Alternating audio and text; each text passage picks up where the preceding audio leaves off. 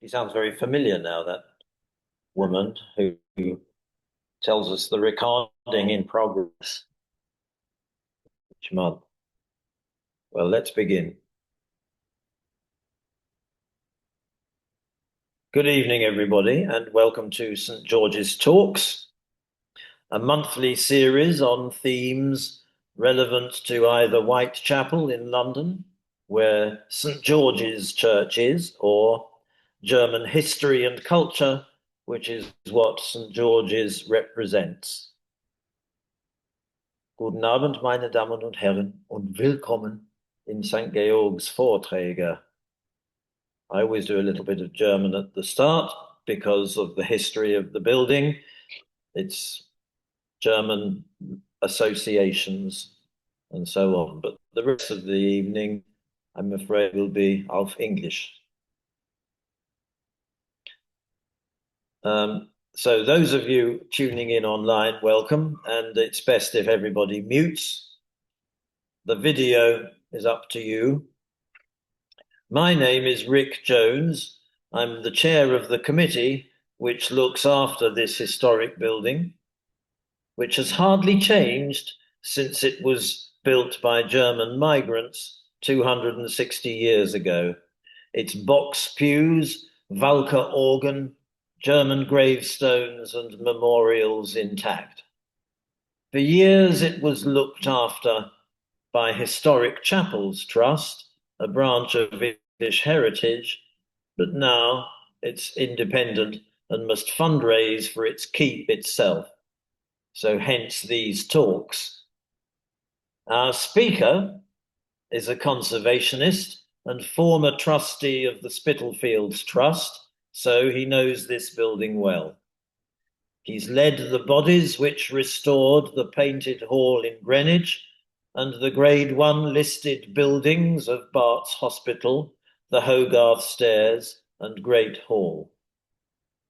Both those projects won a mantel shelf of prizes, heritage awards and other recognition.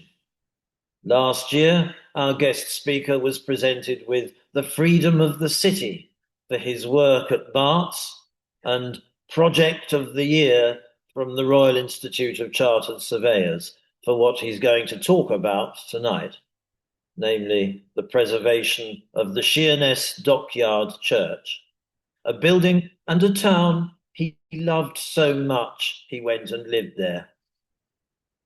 He has called his lecture Waking Sleeping Giants, and we couldn't have a more illustrious and knowledgeable wake-up call.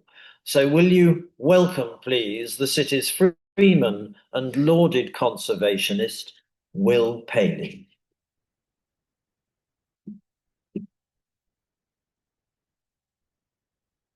Thank you very much, Rick. I don't think I've ever had quite an introduction to that. And I completely forgot about that. I'm a freeman of the city. I'm going to talk about that a bit more in future. Let me just get things started on my screen.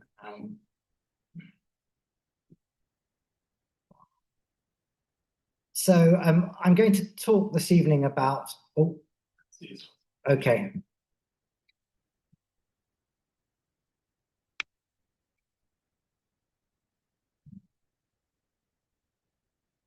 Sorry.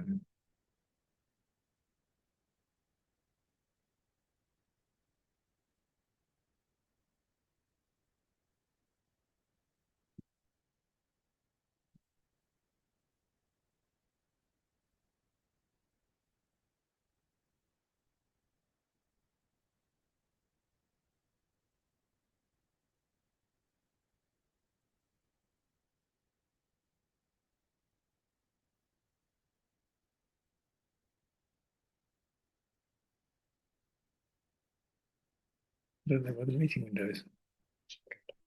Hang on, this window.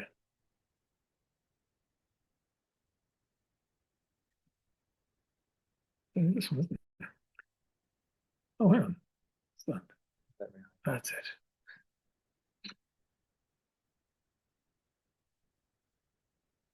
There we go.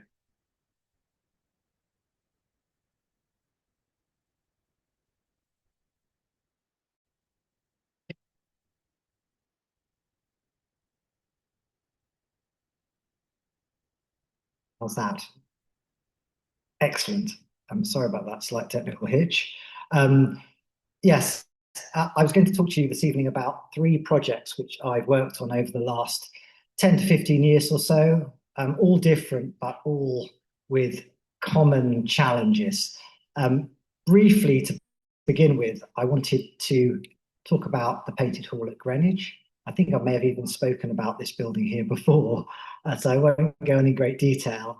This was a project which started in 2016, completed in about 2019. It involved the cleaning and conservation of one of the most important buildings of the 18th century in the United Kingdom, the Painted Hall at Greenwich. It is part of the Old Royal Naval College, as it's now called, built as a Royal Hospital for Seamen, and probably the most impressive group of Baroque buildings in the country. The Painted Hall was built as a grand banqueting space for the hospital and a fundraising centre. It also hosted the laying in state of Lord Nelson, became a gallery for naval art. The collection there moved across the road eventually to the Maritime Museum. And more recently, of course, it's been used for many films, including The Pirates of the Caribbean. I think that's Johnny Depp in the centre. The project which I was involved with was designed to address a series of issues which had developed over the last 20 or 30 years in the hall, notably the blanching or the whitening of the painted ceiling, the masterpiece of English decorative art undertaken by Sir James Thornhill in the early part of the 18th century. And the environmental conditions in the hall had caused the paintings to deteriorate and to be obscured by that sort of white veil, which was caused by the varnish of the painting cracking under the heat and the humidity of the hall itself. There was also lots of dust, and after about 5 years of fundraising, we raised the money necessary to undertake a major conservation of this building, partly funded by the National Lottery Heritage Fund. The idea was to conserve the paintings and reinstate the original footprint of the great crypt or undercroft beneath the Painted Hall itself, and to install a series of environmental interventions which would help to regulate and make the relative humidity and the other environmental conditions more stable. During the project, we put up this vast internal scaffolding, and we invited the public to come and visit the site and climb up a staircase. There was also a lift, and enjoy a close encounter with the work of Sir James Thornhill. And it was quite an extraordinary experience to be close to these sort of swirling Baroque figures, all distorted by the fact that we were up so close. And they were designed, of course, to be seen from the lower level. And the optical engineering that Thornhill introduced was staggering. That's one of our conservators at work, Francesco. Lots of cleaning and dusting of the stonework and other elements. That's one of our tours in progress. And that was the final hall as unveiled in 2019. The paintings vibrant, looking beautiful, all lit by these clever hidden lighting systems from the top window reveals, and the environment regulated by some solar shading on the windows and a new visitor route that took people up through the undercroft rather than through those front doors. So we didn't have to have the front doors open and all the air exchange and the water vapor coming in and damaging the paintings. So it was a very clever scheme. The architects were Hugh Broughton Associates, better known for the Halley Fifth Research Station in Antarctica. So they were definitely technically the right people. And they worked with Martin Ashley Architects, the conservation architects, the result was, I think, very special and beautiful. And I'm pleased to say they won lots of awards for that project, which are now hanging in the Undercroft. So if any of you haven't been to the Pated Hall, I'm sure most of you have, please do visit. It's the grandest dining room in Europe. Moving on to less familiar places, this is the naval church or chapel at Sheerness, built in the 1820s as part of a rebuilding, comprehensive redevelopment of the naval base there after the Napoleonic Wars. There is the Isle of Sheppey, in case you don't know where it is. Some people think it's in Scotland. It's on the north coast of Kent. See that little red dot showing Sheerness. So strategically an important site on the northwestern tip of the island, commanding the mouth of the Medway and the Thames. So an important naval position. These aerial views show on the left the Dockyard as it looked shortly after it formally closed in 1960. The naval base closed. The impact on the island economy was catastrophic, as you can imagine. Not only were the people that worked in the naval dockyard itself, there were all the dependent trades and related trades which were decimated by the closure. And what happened after that was the commercial port began to demolish a lot of the historic structures, mostly to make way for lorry parking and that kind of thing. And some very, very important buildings of that time were of the early 19th century were destroyed in the 1960s and 1970s. The last most important building, the quadrangular store, unbelievably wasn't demolished until 1981. However, the residential quarter at the eastern tip of the dockyard miraculously survived. And you can see on the image on your right, the church burnt to a shell after a fire in 2001, a terrace of houses next to it called Naval Terrace, and then another terrace of houses nearer you, which are larger Dockyard Terrace, and the superintendent's house, all surviving. And when I arrived on, sorry. They are exactly, sorry. So yeah, the black and white area was looking out towards a swale, and the colour view is looking towards the moated fortifications in the other direction. Barely make it up. Oh yes, there we are. Yeah, there we are. So I can't really show you on this view. I first arrived on the island in the early 2000s because the Spitalfields Trust were undertaking a remarkable project at a place called Sheerness Hall, a Tudor gatehouse on the other side of the island. The island is a place of contrast. You've got the industry of Sheerness, the commercial port, the steel works, which are now gone, and all the associated areas to that. But on the other side of the island, you have a world-class nature reserve, a bird sanctuary, 3 prisons, and Sheerness Hall, which is, I said, a Tudor gatehouse, which the Trust acquired for £1 from English Heritage back in 2004, I think.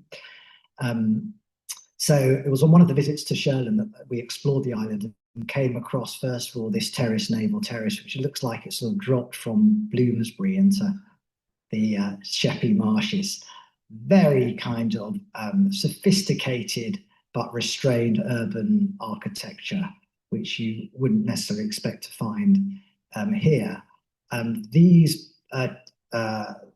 This terrace and many of the other residential buildings are the work of an architect called George Ledwell Taylor, who was a naval architect succeeding Edward Hull, who began the building of the dockyard. The engineering at Sheerness was by John Rennie, and he prepared the marshy ground by sinking in millions of timber piles, mostly done by French prisoners of war at the beginning of the 19th century. So here's Naval Terrace, and then inside the Dockyard were these haunting buildings.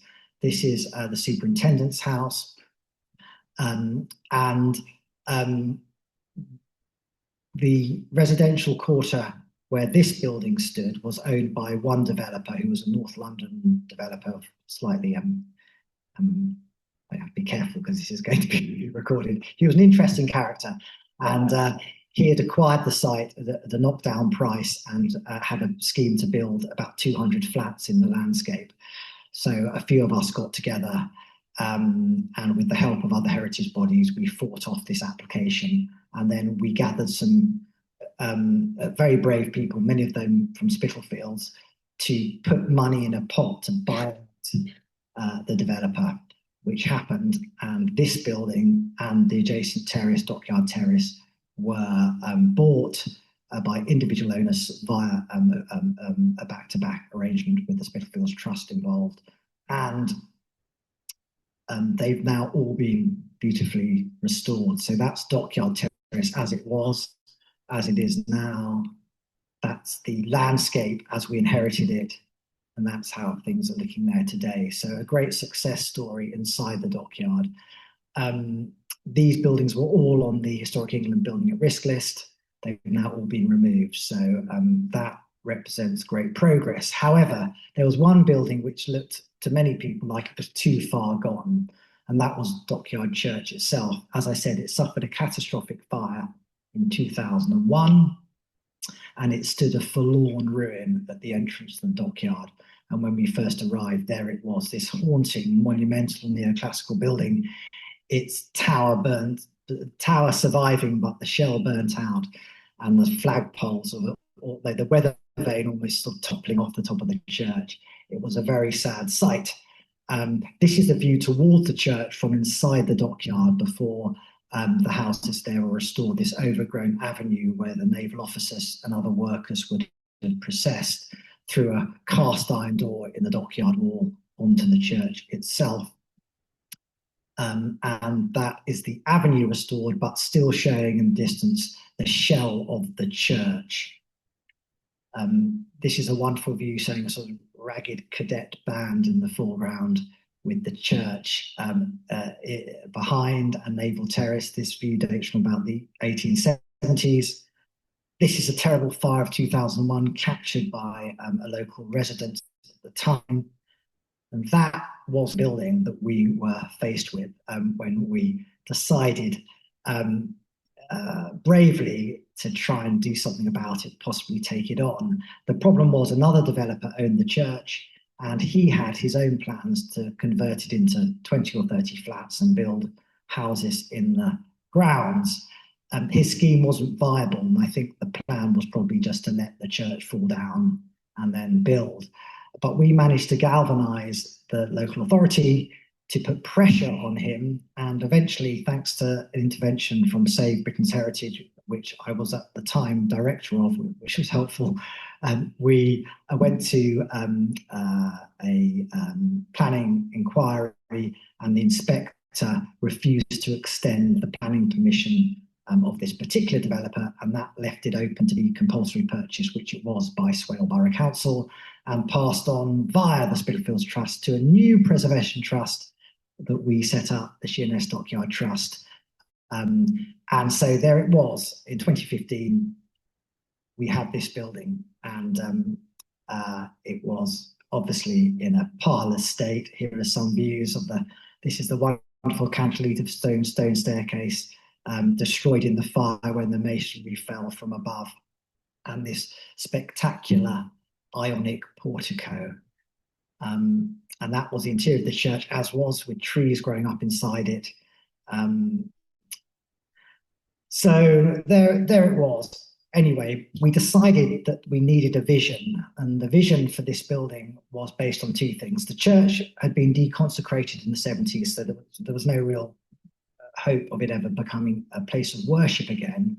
However, I've been involved with a group in Tottenham in North London who were turning some of the derelict buildings there post-riot into spaces where young people could be helped in establishing their own businesses. So entrepreneurial support for young people. The idea is whichever population you are in the country, 10% of that population are entrepreneurial, no matter what the kind of economics are.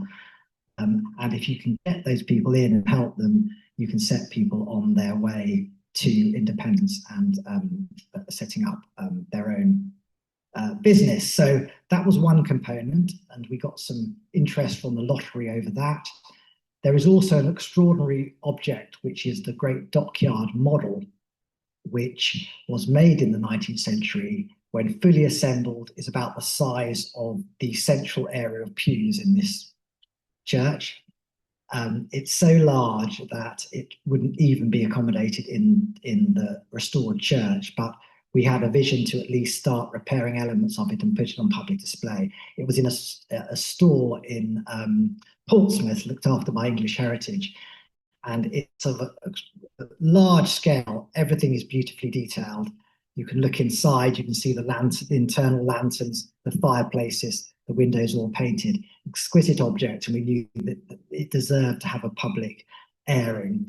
So we put all this together and came up with a mixed-use scheme that this church could become a co-working space with business support for young people. It could be a cafe and event space. The idea was, if you have a diverse number of uses, if some of those don't work out, one of them can take their place. So we're kind of hedging our bets and hoping that one element of it at least would fly. So we managed somehow to raise just under 10 million, half of that from the lottery, the other half from charitable trusts, foundations, and private individuals. And we began work on this project in 2020, so during COVID lockdown. And the architectural team were, again, Hugh Broughton and Martin Ashley, the same team I'd worked with at Greenwich. And they put together a really exciting scheme, which essentially restored the shell of the building to its 18th century form, left whatever was surviving in the interior alone. The plaster work, the fittings that survived, the idea was they would just be left in that state, and put on a new roof made of these glulam timbers. And these huge roof trusses were winched into position during the year 2021-22. And the design of the roof incorporated these circular lanterns to bring as much light as possible into the building. The tower had to be dismantled completely, stone by stone, and rebuilt. We weren't planning to do that, but when the structural engineers got up close, they realized that it was unstable, potentially unstable. So we shrouded it in scaffolding, didn't tell anyone because I was so terrified I wouldn't have the money to put it back.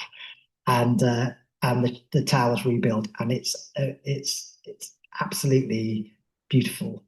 And I have to bow down to contractors and Paystone, who were the subcontractors on that, in achieving this. And you can see on this image, yes. What is the method of construction? It's brick and stone. The lower element is actually rendered. The upper element is stone. So there was quite a lot of challenges sort of trying to bring all those different materials together. And there is a tower being unveiled. It was a lovely moment with the weather vane, symbolic weather vane, polished and repaired, flying aloft again. And that is an aerial view of the church after completion. So you can see the church, and the relationship between the church and the terrace is re-established. The roof line, the roof line of the church, and the design of the roof itself is all based exactly on the 18th century model. There is the church with those blackened columns. There was lots of discussion about whether to clean the columns. We did try, but it wasn't very effective. So I said, just leave them, it will bed in. And it sort of gives the building this sort of gravitas, and also I think reminds people that it's been through some very troubled times. So I think that's success, and you can see the roof lights there. And here are some shots from the interior. So we put back one cantilever stone staircase you can see in the center.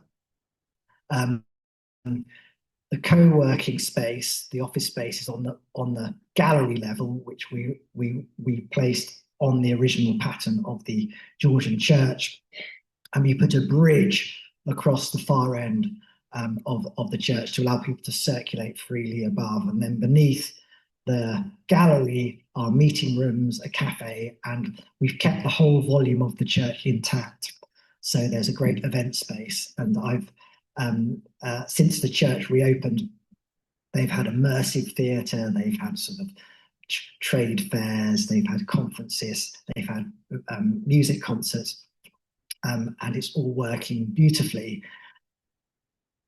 And those are the two elements of the model. You can't see them very well in here, but on the right-hand side is the quadrangular store, that great building which I said was demolished in 1981. It contained not a single timber element, so even the windows were cast iron. The floors were York stone, was made to be entirely immune to fire. And on the left-hand side is a section of model which shows the Dockyard church and the terrace next to it. The church reopened in 2023. We granted a 3-year lease to a company called Fruitworks, and they rebranded the church as Island Works. It's open from 9 to 5, from Monday to Saturday. Anyone can go in. The cafe is fantastic, and it's absolutely buzzing. The community have got hold of it, which is exactly what we wanted. So the knitting club's in there most Mondays. All sorts of stuff going on, art fairs, and amusingly, the meeting rooms are occupied by the owners of the commercial port, who at one stage threatened to block access to our building site because it was disrupting the port function. So, you know, we maintained our dignity, and now they're coming and using our meeting rooms. So we're very, very pleased about that.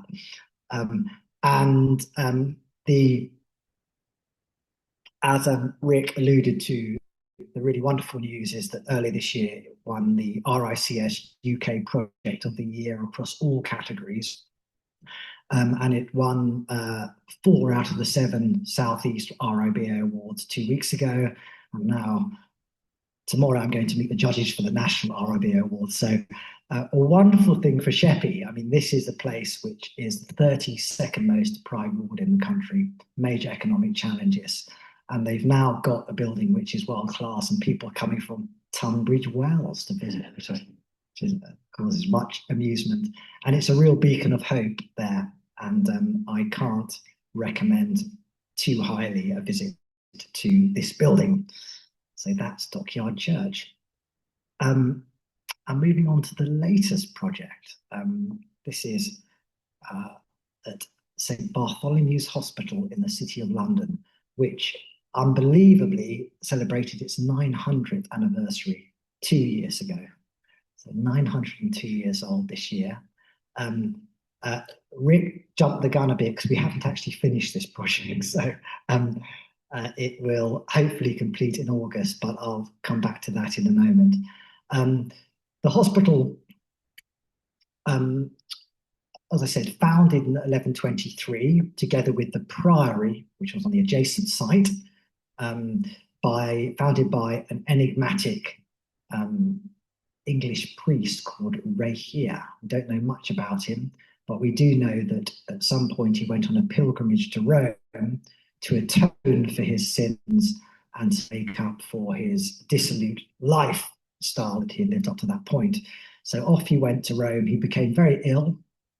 At some point, he was treated by the monks of St. Bartholomew Church, and he recovered. And he vowed that if he did recover, he would found a hospital back in London. And he then experienced a terrifying vision where he was picked up by the winged beast of the apocalypse, taken to, I quote, a high place and made to look down into the seething pit of hell. And at that point, St. Bartholomew appears and says, everything will be all right, Rahia, if you also found a priory when you get back home. So he agreed to do this, and true to his word, both institutions founded in 1123 after the grant of land from Henry I. Both institutions grew. The priory thrived more so than the hospital. It was much richer. But along comes Henry VIII, and he dissolves both institutions in the 1540s. The priory is sold off, but the hospital has a different fate because, thanks to the City of London petitioning the king and telling him that if the hospital was closed, there'd be no provision for the sick poor, and they would be strewn around the streets of London. It would be a really bad look for the city, and it would be a bad look for the king. So he agreed graciously to give back what he had confiscated. So the hospital was given to the City of London, and 2 weeks before his death, Henry VIII granted the hospital its confiscated estates, and that's really important because that enabled them to continue to generate revenue and income to support the building and the expansion of the hospital. And that's important because in the 18th century, the hospital governors clearly thought these old buildings, you can see the sort of Oxford and Cambridge-like quadrangle and sort of arrangement, was old-fashioned, not fit for purpose, and it needed to be modernized, it needed to be classicized. So first of all, they commissioned a new gatehouse, and you can just see it in this engraving at the front. It was built by a stonemason called Edward Strong Jr., whose family were involved with the building of St. Paul's Cathedral. Dates from about 1702, and it features a statue of Henry VIII above the gatehouse itself, and these two recumbent figures of lameness and disease. And you can see below, I've just put a print showing the figures of raving and melancholy madness, which once adorned the gateway of Bedlam or Bethlehem Hospital in Finsbury. And the Bart's figures were inspired by these, and the idea was very much that there would be no misunderstanding about what this building was all about. So you'd pass under the gateway into the hospital itself. So the gateway appears, it's a sign of intent by the governors. And in the early 1720s, they managed to recruit a new governor who was an architect called James Gibbs, who probably all have heard of.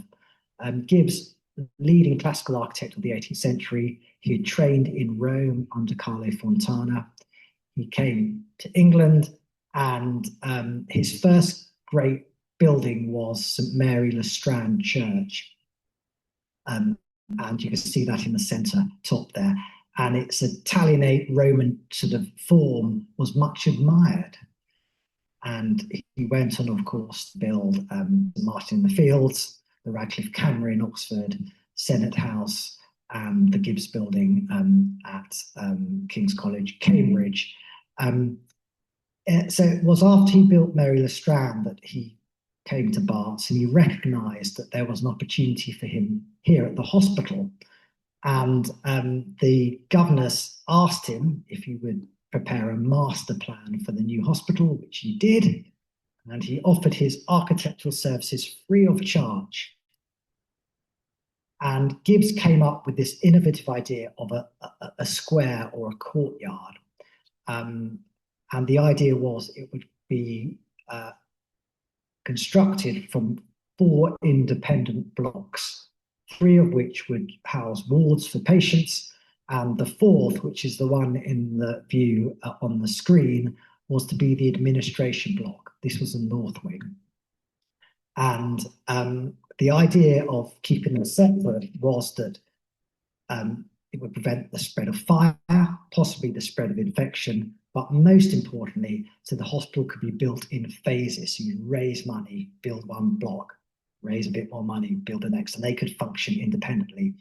And Gibbs was very clever because by designing this large square, he was able to make sure that all the old hospital was demolished. You know, it occupied the entire site, central part of the hospital. And this lovely view from on John Roke's map from 1740 showing the north wing closest to West Smithfield. You can see that little block in black.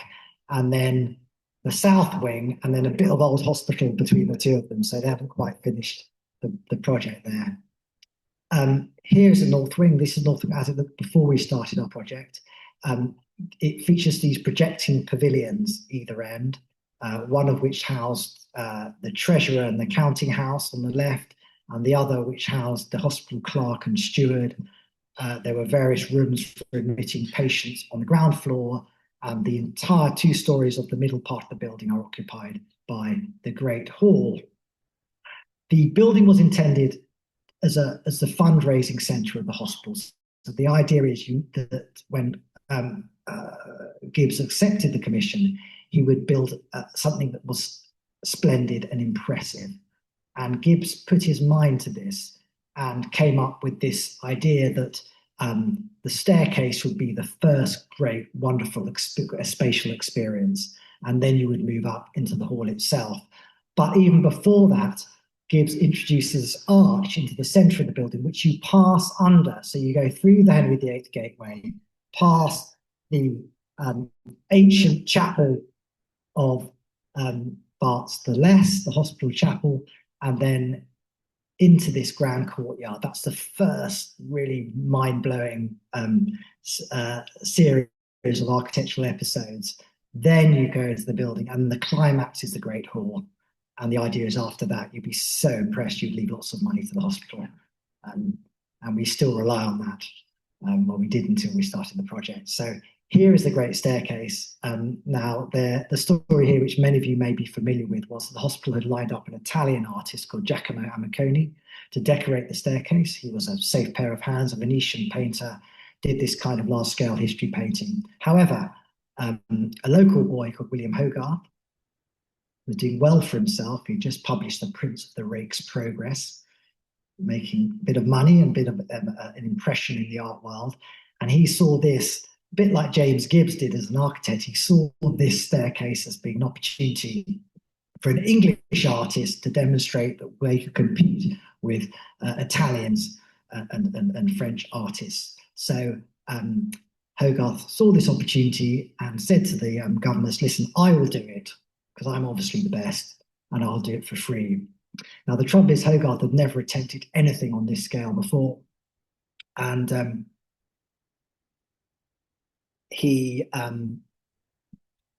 it was a real leap into the dark for him.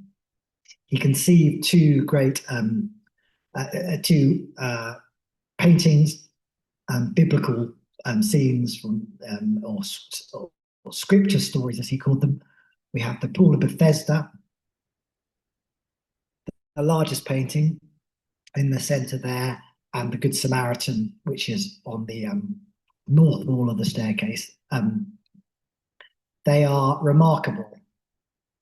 They may not be classically correct. The perspective and the groupings are not what Amiconi would have done, but what Hogarth gives these paintings is humanity and empathy, and they are very, very beautiful and feel absolutely appropriate to this setting. And it's almost as if Hogarth plucked figures from the streets of Smithfield and placed them in his painting. And without going into too much detail, we have Christ in the center. Above him, the angel that comes down and ripples the water of the Pool of Bethesda. And if you get in quickly or get in first, you'll be cured, excuse me, of whatever ailment you have. And Christ encounters the lame man, says to him, will thou be made whole? And the man says, well, I've got no one to carry me to the pool. So Christ says, pick up thy bed and walk, and he's cured. And behind Christ, we have a group of the innocent afflicted. These are basically the people coming to be cured in the pool, or the hospital patients, as they can be interpreted in this setting. And on the far side, you have a wealthy woman arriving, attempting to jump the queue. Hogarth loves this, the storytelling, the moralizing. And then finally, on the far side, you have a figure representing death, placed strategically at that position. So when the governors finish their great banquets, they'd walk down the staircase, they'd be confronted by this deathly vision, they'd be jerked from their reverie and reminded that there's work to be done. And the other painting is the Good Samaritan, which features a very beautiful horse brought along by the Samaritan to rescue the Israelite traveller who's been attacked by bandits, left for dead by the side of the road. The priest walks by on the other side of the road, and it's only the Samaritan who is his mortal enemy that comes to his aid. So I suppose these two subjects, this is about the spiritual Christian charitable origins of the hospital. You know, by this point, 600 years already of free healthcare for the sick and the poor. And the Good Samaritan, I suppose, is more about the hospital doing its work, with the Samaritan pouring vinegar on the man's wound, his wrist clenching. So you come up the staircase, and the final experience is the Great Hall. Fantastic triple-queued space decorated with the names of 3,000 benefactors. And more about them later. The hall and the building, because it was non-clinical, became a problem for the National Health Service. They didn't know what to do with it. It wasn't well maintained. And about 10 years ago, a new trust was set up to try and raise money independently and take on the buildings. And that trust was called Bart's Heritage. And I arrived 5 years ago and took over the Heritage Trust. This was the kind of thing I was confronted with. The roof was in a terrible state. There was sort of water coming in from the corners of the hall. So something needs to be done desperately. COVID then kind of intervened. And we had to think differently about the project. And it was then that we realized that if we could put together a major restoration project, which would have at its heart the linking heritage and well-being, then we might have a project which the Heritage Fund and indeed other funders would be interested in. And that's what we did. They were, and we managed to raise the £10 million needed at the end of 2023, I think. And we took on a 150-year lease of this building and the gatehouse at the same time. The idea was to obviously do a beautiful conservation project to the ground interiors, the Hogarth Stair and the Great Hall, and to restore the envelope of the building, so repair the stonework, refurbish each of the 160 windows, completely renew the roof. By renew, I mean take the slates off, sort them, take the copper off that are degraded, put lead down, and then return the slates. We managed to reuse about 90% of the Georgian slates, I'm pleased to say. So that project started in early 2024. And so these are just some views of the pilot work we did before we started the project, looking at those links between heritage and health. And here's an anaesthetist from the hospital showing some of his trainees some of the watercolours from the archive. He also shows them the Hogarths because he wanted to reconnect with the human being, and he thought showing them the Hogarths was a good way of doing it, which I think is rather lovely. And we began adding our own names to the hall. So we can continue that great list with our own benefactors. No longer £50, £50,000, I'm afraid, but there we are. Inflation. Sorry, there's some repetition here. We began work in 2024, and like at Greenwich, we put up a grand internal scaffolding. And if I can come through to that, sorry. This is a very important slide. It shows me with a familiar person coming up the staircase. Our patron was the Prince of Wales, now the King. There he is cutting the cake when we raised our money. I had to give him the knife, and of course I wasn't really thinking about it, so I just pulled this knife out, and his security teams, I quickly took it, and everything was fine. And then he went to the walkabout in the courtyard, which was lovely. I'm going to skip along this. At last, here is our scaffolding. So here is our building encased in our new scaffolding. This work began, as I said, at the beginning of last year. Our team on the roof. These are some of the early stages of works. And we began work in the hall too. The historic floor had to come up completely. We had to relay all our services. We had to basically future-proof the building. The idea is that everything we do is invisible, including the lighting scheme. So we don't want any modern fittings that distract or take away from the impact of walking into this great 18th century space. There's a beautiful stained glass window that predates the hall, was moved into the hall by James Gibbs, and that went away to be restored in Wells in Somerset and has come back. And that's our scaffolding, which was an amazing thing because it couldn't land on the floor because the floor was not structurally able to take the weight of the scaffolding. So I had to go through the windows and fix the external scaffolding and be suspended. Great technical achievement. And here is our beautiful plaster ceiling. The ceiling is by an Italian master plasterer who worked for Gibbs called John Baptiste San Michele. And it is very, very splendid. And here is our team, the same conservators from Greenwich, at work in the Great Hall at Bart's. And we also invited the public to see the building. So over 6 months, we sold tickets and people could come up onto the high-level scaffolding as at Greenwich. And the work has been ongoing. There's our team of wonderful volunteers who've been conducting the tours. Some of the relics we found under the floor, including a packet of cigarettes. Senior service, signed and with the address of the workman who placed them there in the 1960s. And here are some of the latest views of the interior of the hall and the conserved and clean staircase. So the project is in its very last phase here. The clock that looked like this has now come back and has been taken up and installed. And the scaffolding, that's the roof with its lead work going down, the slates going down. That's the hall, redecorated, not a great photograph, but we are really on the home straight now. So we will be reopening in October. The Great Hall and the North Wing will be open to the public for the first time in its history for 2 days a week, Monday and Tuesday to start with, and we might extend that. There'll be lots of other events and concerts that will be held in the hall throughout the week. And you can also hold your party and dinner there. That's very important because that revenue will help to ensure that we can sustain the building into the future.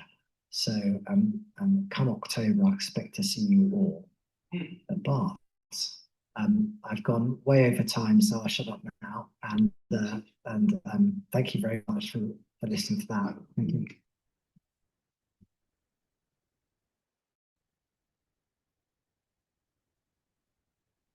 Thank you very much, Will. That was fantastic. And these are some of the most incredible restoration jobs in the city, in London, that anyone has ever seen. I mean, it's really beautiful work. Apologies for not realizing that Bart's was an ongoing project.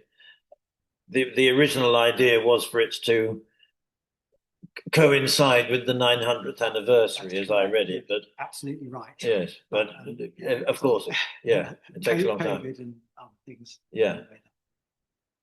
Anyway, I'm sure there are people who'd like to ask questions. Imo?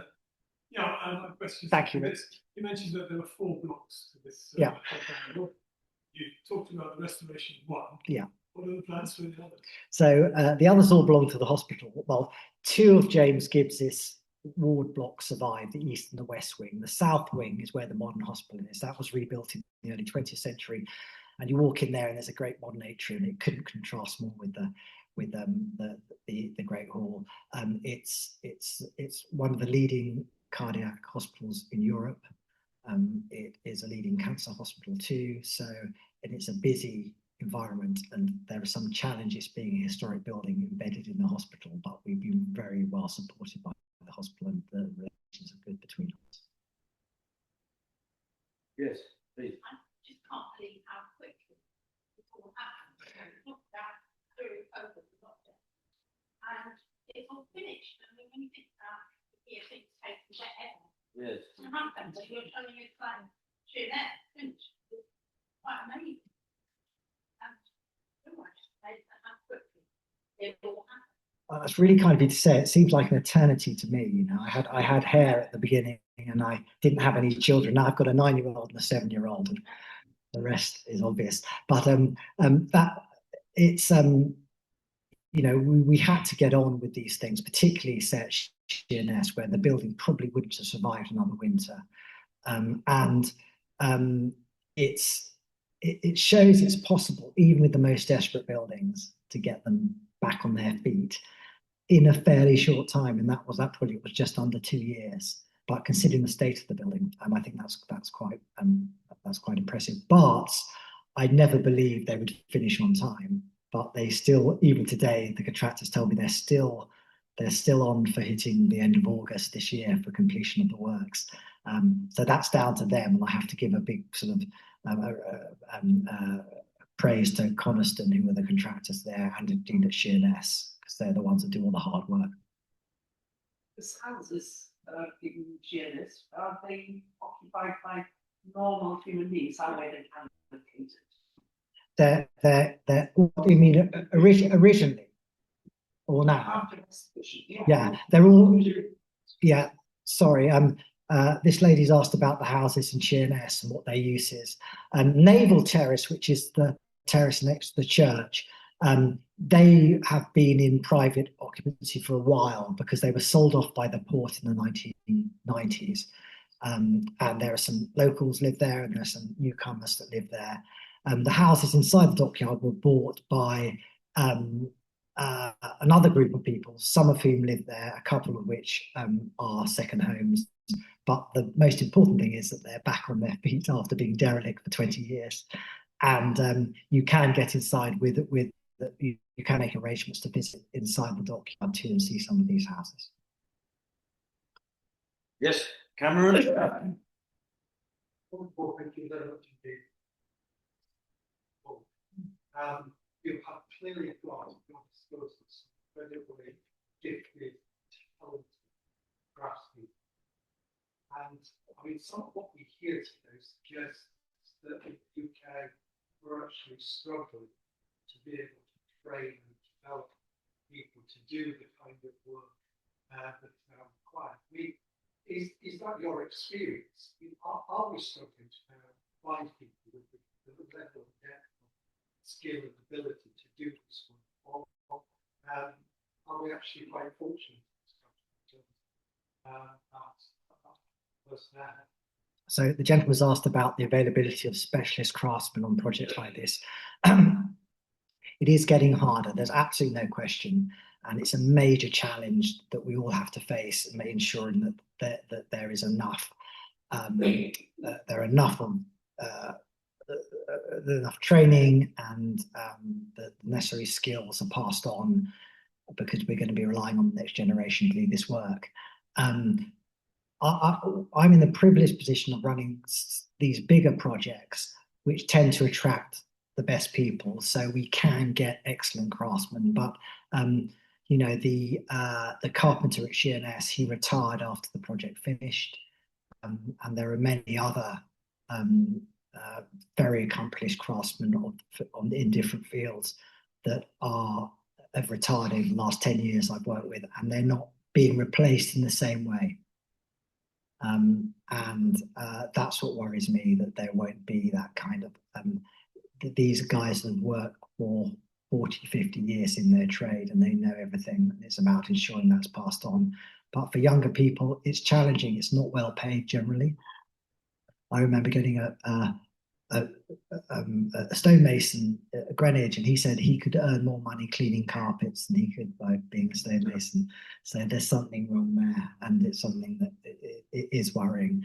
But there's a lot of people doing good work in this field. A lot of heritage bodies, Historic England, Society for the Protection of Ancient Buildings, the King's Foundation, of course. They're all making big investments and efforts to try and keep these trades going. So good on them.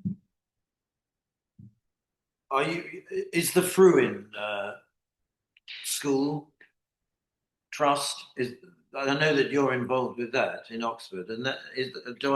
Did I read correctly that is a place of training for conservationists, Um, restorers? It's not actually, but it's that's an interesting project. That's Fruin Hall, which is an annex of Brasenose College in Oxford. It's off the High Street, an ancient group of buildings which the college is in the process of sort of putting back together.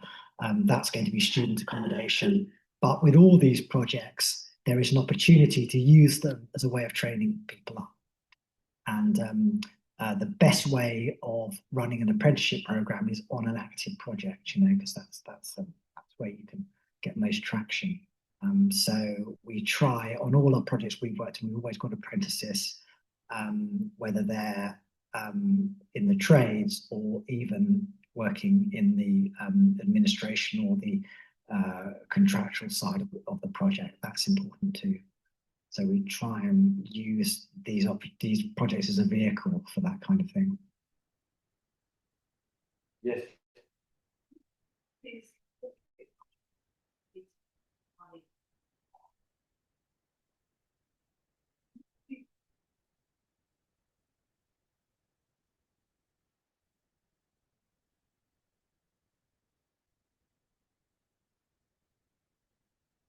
Yeah, this lady just asked about maintaining these buildings and whether there's any money in the pot to do that.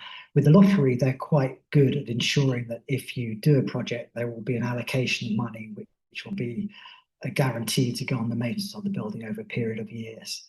Then there's a process of just ensuring that the building is viable. And Sheerness Dockyard Church was all about trying to get as many different uses in there so we could ensure that one would work, and it seems to be working well. At Bart, we're going to be entirely dependent on generating revenue from the hire of that space and the other rooms in the building. And to give you an idea of the scale of the issue, to run the trust and to look after the building, we need to raise £500,000 a year.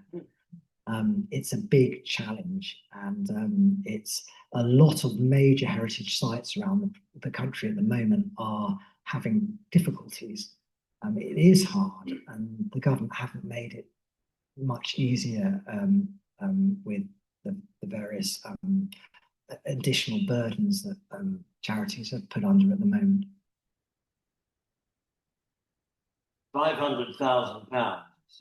That's quite a lot compared to what it costs to run this building every year, which is chicken feed by comparison. I thought that was just your 500,000, just your salary rate. We're all volunteers here. Well, were there any online questions, by the way? Yes. Any online questions? Yeah, there's a few in the chat. Oh, sorry, I don't think they're relating to. Okay, no, that's fine. Well, it's an hour since we began, so we should draw to a close here. But there is an opportunity to ask more questions, to chat at the back of the church in the vestry, a glass of wine and a piece of cake for all those present here. Sorry, we can't invite the online people to do the same, but they'll have to supply their own refreshments. Just to say also that next month, 4 weeks from now, third Tuesday, is a talk which is postponed from last month. The translator of the German writer W.G. Sebald is giving a talk on what she has recently translated, a series of lectures Sebald gave on Austrian writers. So that falls in line with the second of the two themes of these talks: German culture, German arts, German literature in this case. The other theme, which local history, the church itself, this area, and the Thames estuary, the Isle of Sheppey, which this talk has fallen in line with. And it's been a very enlightening and interesting experience, a wonderful talk from Will to introduce us to the the projects that he's been involved with. And I shall be asking Will now what his next project will be over a glass of wine in the vestry at the back. So, yes, Imo? Oh, yes, here we are. Thank you, Imo, for reminding me. Well, this is for you, Will. As if I need any more wine. A little gift, a token of our gratitude for extremely kind. Thank you very much. It's very lovely to be It's here. lovely to have you. Thank you, Rick.